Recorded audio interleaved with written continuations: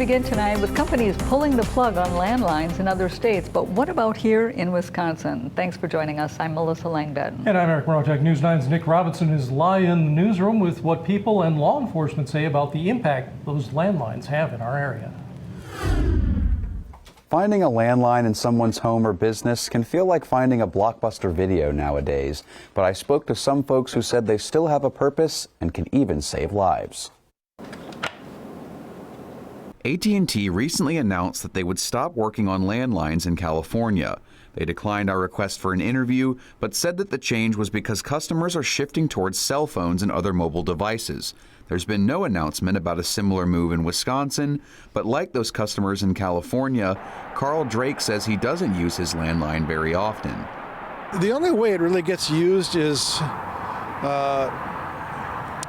if the health system, which has that number, needs to notify me for some reason. And that's really the only reason, other than scam calls. Bruce Thurs doesn't have a landline, but says that they shouldn't be done away with because sometimes that's the only line people have. For some people I do, like the people out in the rural areas more. I think they have a harder time to using cell phones. Their reception isn't very good.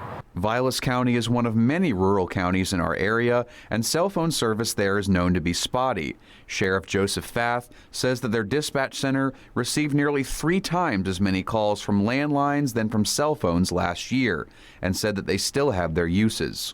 And in our area, it's probably important because when the power goes out, the landlines still work. They're not, contingent on having electricity like a